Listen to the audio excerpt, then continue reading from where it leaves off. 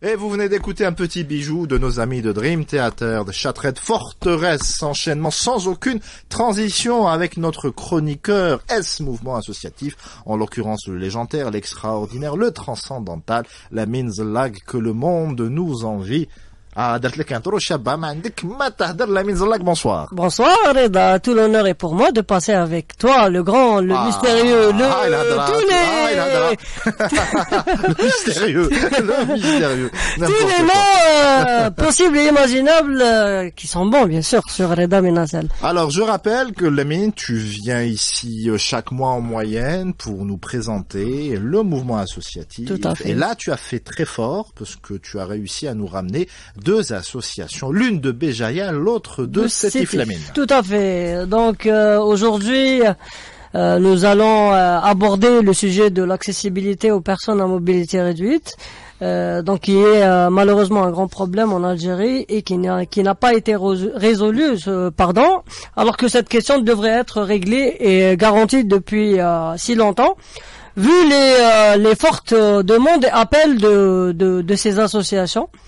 Et qui nous ont honorés de venir avec nous partager ces moments-là justement pour parler de cette frange de la société. Et nous avons l'honneur d'avoir Monsieur Abdelazak Boussoufa qui nous vient de Sétif, qui a fait tout le chemin de Sétif. Oui. C'est important de le souligner. Que c'est une personne très engagée avec l'association ALCM, l'association de lutte contre la myopathie. Abdelazak, marhaba bik, et merci d'être venu et de nous avoir honorés. Tout l'honneur est pour moi d'être parmi vous. Puis, si vous permettez, avant de partir, avant d'entamer. Faut avant de partir, on vient d'arriver, Mazal. Avant d'entamer la discussion, je rends hommage à deux personnes, Aziz Ali Abdizef, qui ont été ici dans le studio Rada. Donc, Yazid Ait Hamadouche, Rabbi Rahmou, et Abdou Sawani. Ces deux amis, donc, ils ont laissé de très grands vides. J'ai senti ça à ma rentrée au studio. Et puis, je remercie toute l'équipe de la Chientawa. Vous êtes ici, chez vous, nous sommes un service public, marhaba bikoum, quand vous voulez.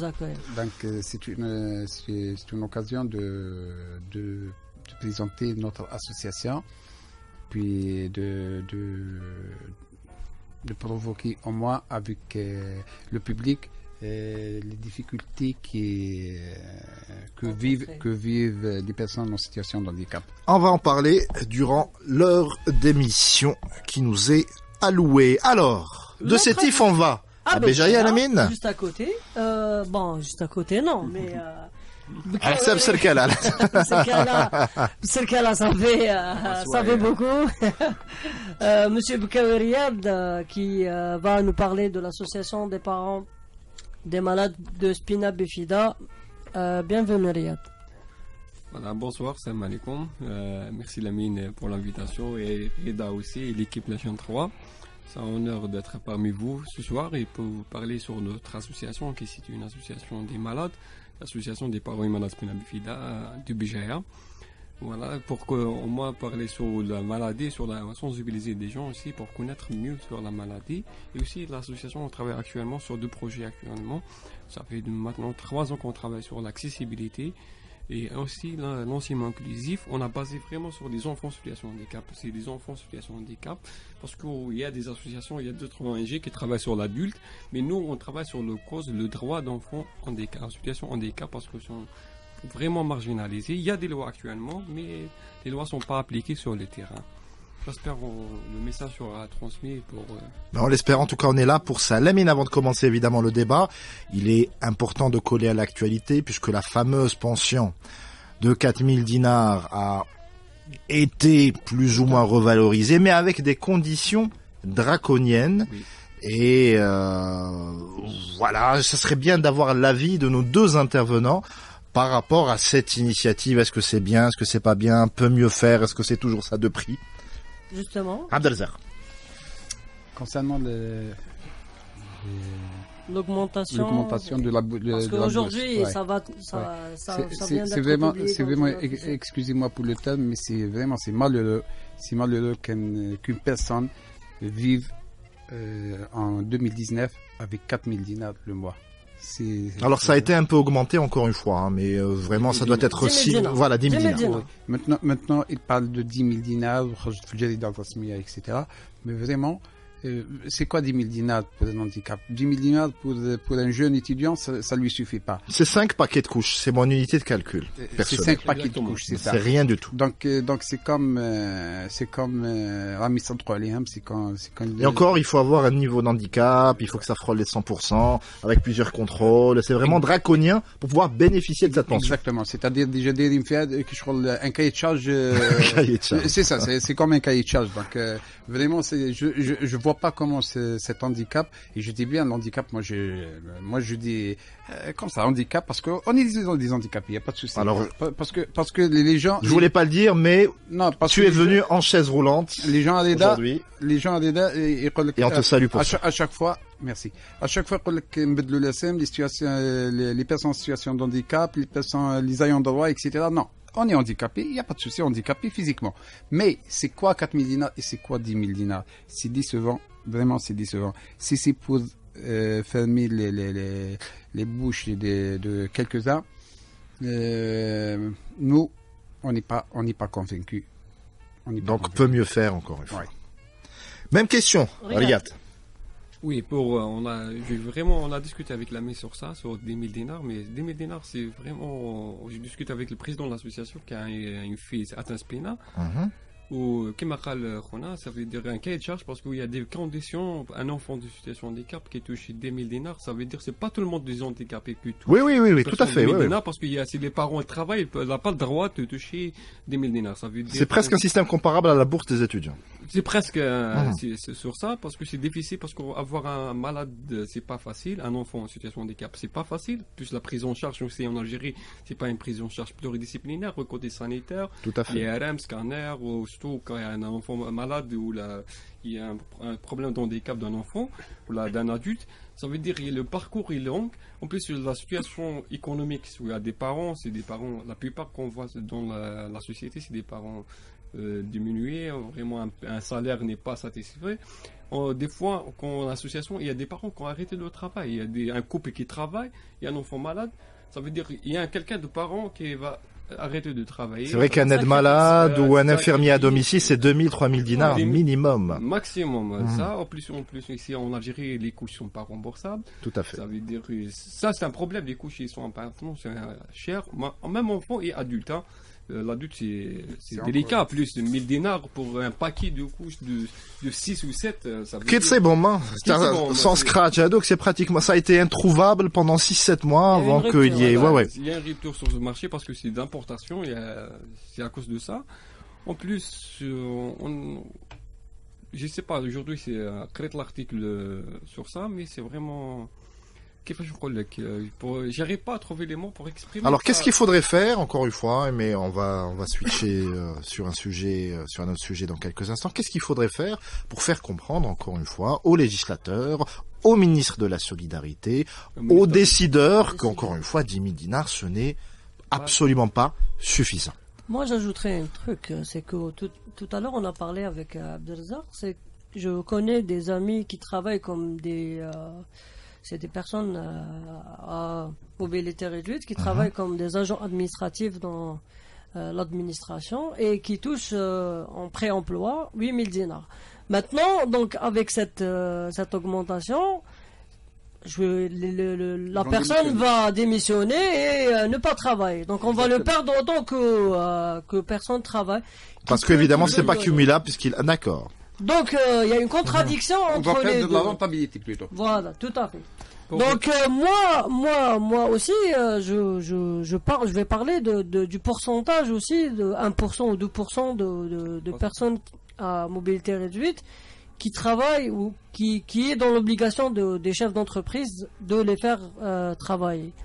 C'est vrai que les lois et les textes de loi sont là, mais Riyad peut me confirmer que sur le terrain, il y a peu de chefs d'entreprise qui l'appliquent et on voit pas beaucoup de personnes en situation de handicap en train de travailler, n'est-ce pas Riyad? C'est exactement, voilà, que la loi avant c'était 1%, maintenant c'est 2%, mais c'est insuffisant, même l'État, même au public, parce que vu le nombre de personnes en situation en Algérie qui dépasse 2 millions, des personnes en situation de différents types d'handicap, c'est pas juste handicapé, des fois soit physique, soit moral, soit mental. C'est vraiment insuffisant. Quand je vais à Bijaïa par notre association, on a des adultes qui vont travailler, ils ont fait des stages, des formations, mais un obstacle est inscrit à la DAS, à la sécurité sociale, il n'y a pas de travail. Ça veut dire, et on attend un budget. Ça veut dire, la loi, quand on est en train d'étudier la loi, c'est obligatoire. C'est le prioritaire, c'est le premier qui est intégré dans l'entreprise sur le recrutement, c'est le premier. Mais malheureusement, sur le terrain, ça n'existe pas. Il y a beaucoup de lois. Ici, quand on voit les lois en Algérie, on voit le personne en situation de handicap qui est comme un roi. Moi, dans le terrain, c'est pas... Enfin, comme un roi, encore une fois, avec 10 000 dinars. Non, les lois, quand je parle des lois de personnes en situation de handicap, comme un roi. Mais en réalité, dans le terrain, on ne voit pas. Quand on voit Pourquoi, encore une fois, cette espèce d'indifférence, j'allais dire, hein, je vais oser le terme. Je peux t'ajouter... Oui, vas-y. Parce qu'en Algérie, on n'a pas compris le thème d'handicap pour ça, parce qu'on trouve l'origine du mot handicap, c'est un mot anglais, ça veut dire handicap, c'est la main dans le chapeau, c'est la main, cap, c'est le chapeau. C'est un jeu entre étudiants au XVIe siècle à l'université Oxford en Angleterre, en train de mettre du jeu dans le chapeau pour prendre le dernier qui a mis le temps qu'on appelle l'handicap. Ça veut dire ça le terme d'handicap. Il a mis un peu de temps pour trouver l'objet dans le chapeau. D'accord. C'est ça le terme handicap. Ça, c'est l'origine du mot handicap. Après, il y a eu un glissement sémantique et c'est rentré dans le... Ok. Exactement. Mais quand on se laisse en Algérie, ça veut dire que la mentalité n'a pas changé, la vision le regarde. Parce que nous, quand on regarde dans le miskin, ça veut dire qu'on a de l'empathie. Mais on pense pas. Non, on n'a pas d'empathie, on a de la pitié. C'est très très différent. Ouais, c'est de la pitié, voilà. Ouais. Que... Si on avait de l'empathie, on serait pas dans cette situation. Oui, c'est vrai. Voilà, exactement.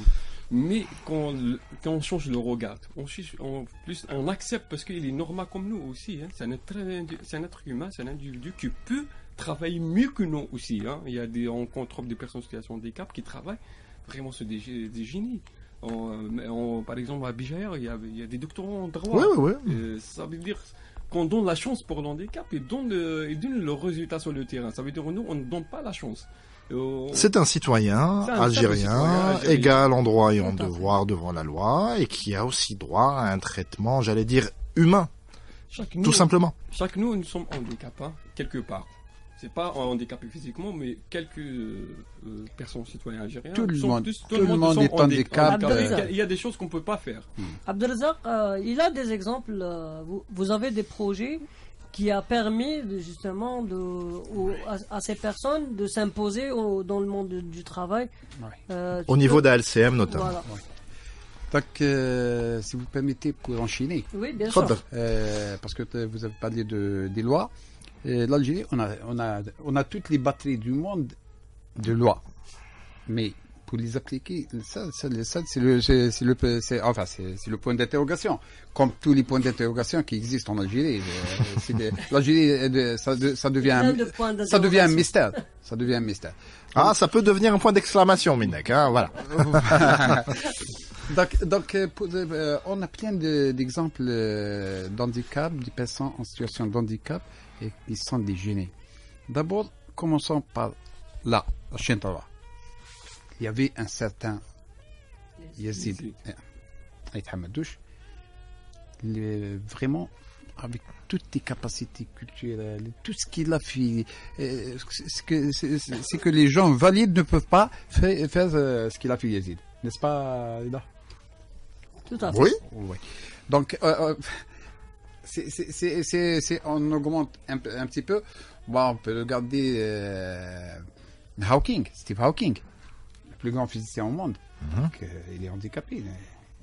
Il ne bouge même pas. Donc, au niveau de notre association, comme toutes les associations, moi, je saisis notre association parce que je suis là pour la représenter. Donc, on a des doctorants, comme il a dit Riyad Mohamed.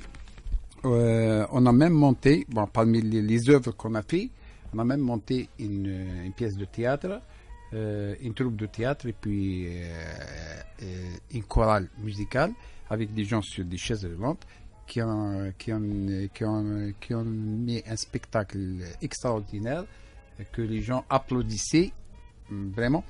Et ces gens-là sont des handicapés sur des chaises roulantes. Donc, moi je dis, l'handicap, comme il a dit Riyad, c'est tout le monde est handicap quelque part. Mais nous, l'handicap, c'est un handicap physique. Mais la tête, elle est bien quand même. Donc, si on parle d'handicap, on parle d'un handicap physique. On ne parle pas d'un handicap féroce. Le pire, c'est que quand on est handicap féroce, non. Donc, si je sais des exemples, il y en a plein. Lamine, là on a parlé des lois, ce serait bien qu'on parle aussi de l'accessibilité, parce que ça aussi c'est inclus dans la loi. En théorie, tous les immeubles administratifs doivent être accessibles pour les personnes à mobilité réduite. Oui, tout à fait. Donc les batteries de loi sont là, mais sur le terrain, et la réalité est autre que les lois, parce qu'il n'y a pas vraiment un suivi. Donc il y a des villes qui se mettent. Il faut reconnaître qu'il y a des efforts qui sont faits par des autorités locales. On peut les citer, si tu en connais. Donc il y a Alger Centre, il y aura Bluesdead, il y aura Alger Centre. Plus ou moins. Il y a aussi la wilaya de Béjaïa qui commence, la wilaya de Sétif. Ils peuvent nous témoigner ça, mais ça reste quand même minime par rapport aux devoirs des autorités locales pour justement satisfaire et justement ne pas les faire sentir que c'est des personnes pas normaux, mais surtout que c'est en général des aménagements très faciles à faire. C'est absolument pas contraignant, c'est pas de gros travaux encore une fois. Là, la radio, c'est juste une planche de bois qui permet encore une fois à la chaise roulante de passer. C'est facile à faire. C'est pas encore suffisant. Parce qu'il y a des normes aussi. C'est pas coûteuse. Ouais, c'est pas coûteux non plus, encore une fois. Abdelzak, au niveau de Sétif, comment la situation aujourd'hui au niveau de l'accessibilité, est-ce qu'il y a des efforts, est-ce qu'il y a des exemples aussi qui peuvent provoquer une émulation, on l'espère. Est-ce que vous me donniez 30 secondes pour au moins mettre les gens qui sont à l'écoute de notre association? Bien sûr. Bien sûr. Tout d'abord, je présente l'association ALCM, c'est-à-dire Association de lutte contre les myopathies de Sétif. On dit les myopathies, pas la myopathie, parce qu'il y a plusieurs types de myopathie. Il y a plus de 200 types de myopathie. Ah, d'accord. Oui. Donc, c'est une maladie, elle n'est pas là. À Sétif, on a recensé à peu près 450 myopathes, la wilaya de Sétif. Donc, il y en a qui sont aisés, donc, mais ils ne viennent pas à l'association, donc ils ne sont pas recensés. Donc, c'est une maladie non musculaire qui affaiblit les muscles.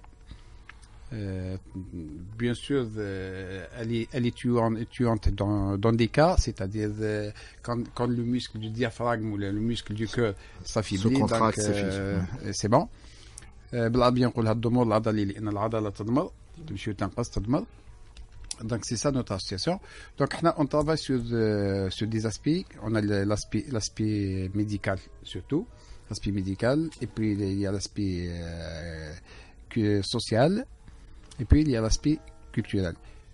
On a beaucoup travaillé sur l'aspect médical. Donc parce que il nous faut nos malades, il leur faut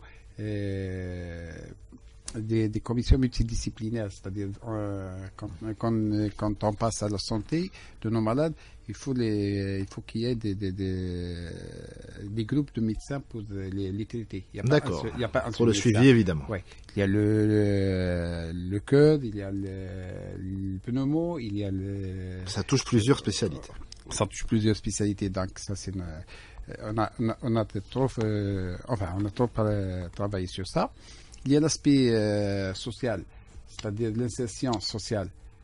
On s'intéresse à ça, c'est notre souci, comment insérer ces gens-là à la société, comment ils peuvent vivre dans la société comme tous les gens, avec leur citoyenneté, leur dignité, etc. Et puis, on a l'aspect culturel. je mis un avis sur l'aspect culturel. On a parlé il y a quelques instants avec la chorale, notamment, la pièce de théâtre. Avant la chorale et la pièce de théâtre, on leur a fait une formation en agent de saisie. On leur a fait une formation en infographie et une formation en JSM. C'est des formations adéquates. On choisit des formations adéquates. Qui ne demandent pas beaucoup de déplacements ou qui ne demandent pas être en extérieur. Ouais. Et qui ne demandent pas des efforts physiques. Ok. La dernière, on a monté une troupe de théâtre. Une pièce de théâtre avec une troupe composée de 5 personnes. Et puis une chorale musicale avec des instruments, etc. C'était formidable. Moi, je suis très satisfait. Je parle de moi-même. Moi, je suis très satisfait du travail de ces... Parce que vraiment, ils ont fait un défi. Et ils ont cru en eux pour... ils ont cru en eux, en leur capacité. Pour monter sur une estrade avec des chaises roulantes oui, non, respect, un challenge. Oui, et tout le monde fait ça, tout le monde applaudit. Parmi les invités, parmi les gens qui étaient dans la salle, on a parlé tout à l'heure, il y a deux célèbres comédiens, Mourad Saouli et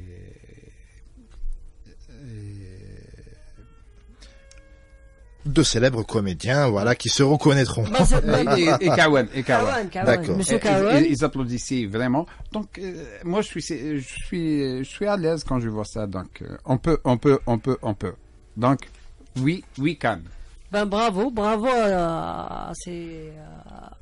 à ces personnes, parce que c'est pas facile, c'est de relever le défi devant tout le monde. Je passe automatiquement chez nos amis de Spina Bifida, BJA. Alors, Spina Bifida, il y a beaucoup de choses à faire concernant l'accessibilité. Je sais, Riyad, que votre association travaille surtout à BJA sur ce point-là. Vous pouvez nous donner plus de précisions et plus de détails? Oui, exactement. Notre association, c'est le projet de phare de l'association, parce qu'on a basé vraiment sur le projet de l'accessibilité. Juste donner une petite entre parenthèses pour comprendre sur quoi la maladie, c'est malformation congénitale de la colonne vertébrale. Ça veut dire, en arabe, c'est silb meshkour. Et pendant la grossesse, on peut découvrir l'enfant et la malformation à partir de l'échographie, à partir du 4e mois de la grossesse. Mais comme il n'y a pas d'avortement en Algérie, donc voilà. Voilà, on a 120 malades adhérents à l'association. Et il y a des malades qui ont décédé au parti, c'est des enfants malades. Voilà, c'est une maladie lourde, c'est une maladie pluridisciplinaire, prise en charge pluridisciplinaire, soit médicale, soit accompagnement psychologique ou orthophonique, ou en plus social. Le projet, l'accessibilité, commençait par la scolarisation des enfants. Quand on trouvait à l'école, il n'y a pas d'accessibilité dans l'établissement primaire. Rarement. Presque en BGR, il n'y a pas. Ce n'est pas considéré. Il n'y a pas d'importance sur l'accessibilité dans la construction d'architectes des établissements scolaires, soit primaires, soit CM, soit lycée. Alors, à l'association, on a décidé de commencer une école pilote, de faire une accessibilité. On a commencé la première école. C'est une école spéciale ou bien c'est une école publique? Non, c'est l'école publique. Pour que les auditeurs puissent comprendre. Non, c'est des enfants qui ont été dans les écoles normales. Parce qu'il y a des lois, c'est des enfants qui peuvent étudier avec une justification psychologique ou plus médicale. Ils ont le droit de scolariser. C'est des enfants normaux, juste en situation de handicap, ils ont une maladie. C'est une école normale, publique, primaire. On a discuté avec le directeur, plus l'association des parents de l'école. On a proposé d'intégrer avec nous à l'association pour proposer le projet. On a proposé, c'est des moyens de l'association et des dons des gens. On a fait appeler un architecte qui a fait un plan d'aménagement. C'est pas juste l'accessibilité de passage, ici même l'accessibilité dans la classe. Ouais. L'enfant qu'on a besoin, quand on a fait une enquête à l'association, elle a dit, j'ai besoin de rester dans une chaise, pas une chaise roulante. Il veut rester comme les autres enfants. Un enfant ordinaire. Un enfant ordinaire, parce qu'un enfant, il remarque. C'est ça le problème qu'on a vraiment. C'est très sensible. C'est sensible qu'on touche. Voilà, moi, je ne peux pas rester comme des autres. Où la table n'est pas aménagée, n'est adéquate. Ou la des sanitaires aussi. Hein. sont Tout à pas fait. accessibles, sont pas aménagés. Et donc l'architecte est un bénévole, pareil. C'est un bénévole de l'association. On a appelé, voilà, tu fais un plan d'aménagement. Yateh Saha, si nous écoute, bravo. Non, Il a il fait faut un le plan. saluer. Et en plus, ça coûte pas cher. Alors c'est intéressant, si tu as un chiffre, redonne-le, ça peut peut-être encore une fois Justement, pousser certaines écoles à franchir le pas et à le Tout à faire. fait. Oui. Ça a coûté combien, grosso modo, d'aménager toute cette école pour la rendre accessible et facile d'accès? On a comment, parce que la classe, c'est des ressourcés, hein. La loi, elle dit que c'est obligatoire, l'enfant en situation de handicap étudie en rez-de-chaussée. C'est une loi obligatoire. On a aménagé juste la rentrée, et la rentrée à la cour, plus la rentrée dans la classe. D'accord. C'est ça, plus la table, on a fait une commande, voilà. Plus les sanitaires, on a fait une autre pour elle, parce qu'elle soit accessible pour l'enfant dans ses besoins. Ça coûte vraiment, ça n'a pas coûté cher, ça coûte entre de 15 millions à 18 millions. Voilà, 18 millions encore une fois pour changer la vie En plus, c'est pas de cher plusieurs parce que enfants. Pour faciliter. C'est des bénévoles, c'est des parents, c'est des adhérents de l'association qui a fait tout le travail. Hein. C'est pas une entreprise ou là. Donc ça a été fait bénévolement par les parents voilà. de personnes Je malades. t'ajoute, pour ici, les- la mine, on n'a pas discuté parce que quand je suis en train de faire la recherche sur l'accessibilité, sur les droits, quand j'ai étudié la loi de février en 2005 en France, parce que la loi de février 2005 en France a changé vraiment le statut de l'handicap, la situation de handicap en France. Et l'allocation parentale, il y a des parents qui touchent jusqu'à 2000 euros pour l'allocation parentale pour un enfant en situation de handicap. C'est très important. Plus obligatoire de participer sur, par exemple, il y a une construction d'un établissement public ou là, privé, ils ont le droit de participer, il y a une association qui participe à la construction de cet immeuble. Ils ont le droit, comme le veto, voilà, je refuse ce plan pour changer. Cette expérience était variée pour la journée internationale qu'on a fait à Bijaïa sur Spina Bifida. Il y a une association de Belges.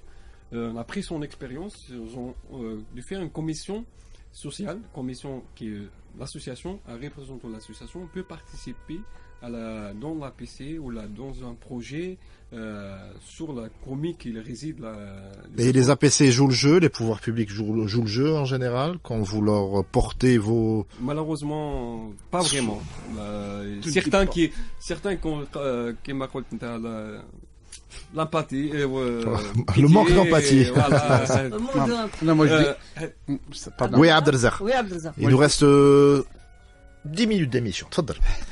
Moi, je dis autrement parce que je peux pas parler de l'accessibilité au niveau de CITIF parce que peut-être on est un peu, ce que j'ai remarqué, on est un peu avancé sur quelques wilayas parce que il y avait le tramway donc comme exemple parce qu'il faut pas regarder le verre à moitié vide quand même, on le voit à moitié plein. À CITIF, je donne deux exemples. Je donne le centre commercial Parc Mall et le tramway. Ils sont accessibles pour tout le monde. Donc, un handicapé peut se promener, peut aller sans l'aide de quelqu'un d'autre, avec sa chaise, sa voiture, sa petite voiture. C'est pas forcément le cas de certains centres commerciaux adjacents. Oui, moi je parle de CITIF. Ouais. Je parle de CITIF. Parce comme que quoi à CITIF, on a une grande campagne sur l'accessibilité. D'ailleurs, ça fait 3 ans de ça, il y a un séminaire national sur l'accessibilité aux environnements bâtis. Parce que la loi, c'est-à-dire tout immeuble est accessible. Sinon, on ne donne pas de permis de construire. Malheureusement, en Algérie, on ne voit rien. Mais on a touché quand même les mosquées, on a touché les APC, on a touché les lieux publics, c'est-à-dire où il on a touché les centres de santé. Quand même, on a travaillé 10 ans. On a travaillé sur l'accessibilité. À CITIF, pas vraiment. نقدر نشوف un verre à moitié plein, mais à moitié vide. Allez, à CITIF. Mais une petite remarque, parce que au niveau de l'entrée à la radio, etc., et la télévision algérienne, malheureusement, il n'y a pas d'accessibilité, c'est-à-dire, قبل اللي جاب من الطريق كاين ان تروطوار دونك لازم يهزوني ومن بعد كاين ان تروطوار زادوا يهزوني باش نلقى اون بونت. L'accessibilité, c'est pas la pente. C'est bien de le signaler. Oui, l'accessibilité, c'est que quelqu'un qui est sur une chaise roulante, il n'a pas besoin de quiconque باش يعاوني. C'est-à-dire وحدي تجي داخل ندخل الاستوديو وحدي tout seul. Donc si في un passage نلقى لازم واحد يجي يعاوني, donc c'est pas accessible. C'est pas accessible. D'accord. Et puis il y a l'accessibilité, il y a les normes parce que c'est les architectes, parce qu'il y a un module maintenant les قضوا فيه في l'architecture à l'accessibilité, parce qu'il faut travailler en collaboration avec les architectes. Maximum, elle dépasse pas 15 cm ou 20 cm. Enfin, moi je suis pas architecte, c'est-à-dire parce qu'on travaille en collaboration avec, donc c'est l'architecte qui a fait de l'accessibilité. Pour moi, les années qui نمشي وحدي واحد ما يعاونني, c'est ça l'accessibilité. C'est vrai qu'IEZ, encore une fois, avait toujours besoin de quelqu'un pour le. Donc rétrospectivement, il y a pas une accessibilité. Et c'est pour ça, vraiment, il faut. Ils ont dépassé le problème de l'accessibilité. Ça devient plus un problème au pays qui Pour moi, c'est réglé. C'est bon, ça y est, on n'en parle plus. Oui. احنا مازلنا في 2019 نحكيو على l'accessibilité, يعني vraiment c'est décevant. C'est quoi ça? C'est-à-dire vous m'interdisez, on est en train d'interdire des gens à circuler dans la route. Et puis moi je dis autre chose, parce que pour un handicapé comme moi, c'est-à-dire l'accessibilité, elle commence déjà à la maison. Est-ce que nos maisons sont aménagées pour un handicap? Et parce que si nos maisons ne sont pas aménagées, déjà on souffre à la maison. Et puis dès qu'on sort à la rue, d'obstacle en obstacle, donc on vit sous la tension. Et c'est pour ça on s'énerve, c'est pour ça. Non, alors super calme, Léom, hein, donc. Alors, Lamine, il nous reste 2 minutes d'émission. Tout à fait, conclusion. Justement. Donc, c'est vrai que les efforts consentis ne sont pas à la hauteur, mais il y a aussi le civisme du citoyen qu'il faut rappeler. Donc, il est indispensable aujourd'hui que chacun de nous soit vigilant et observe un certain nombre de règles. Donc, ne pas stationner sur les places réservées pour la vaste programme.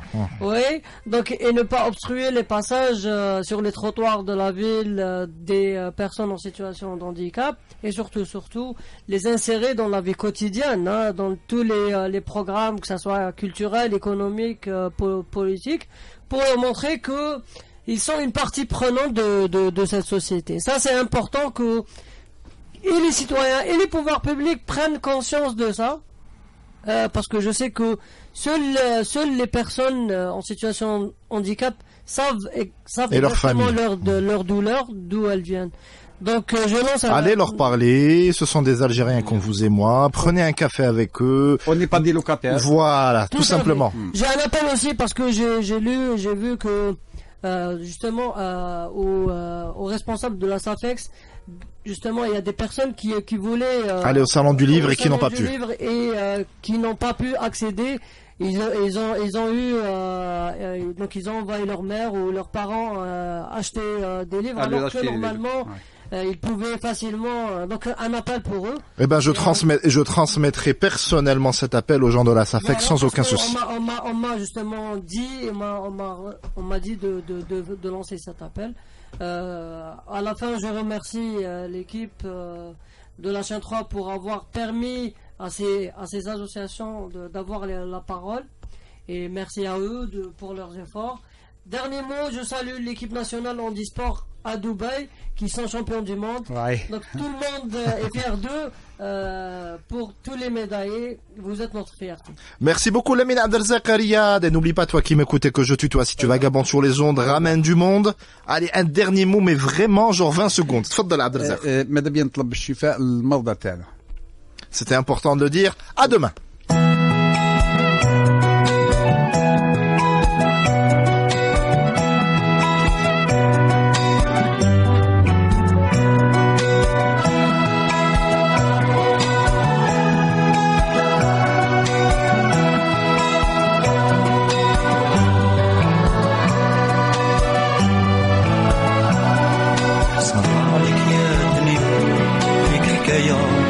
حكايات ساميني وقاعد حدايا وحكيهم لي بيدابا باش هكدا حقدا وسمية ضلي تبدلي الصفات قلبي فيا غير بشوية عيت مع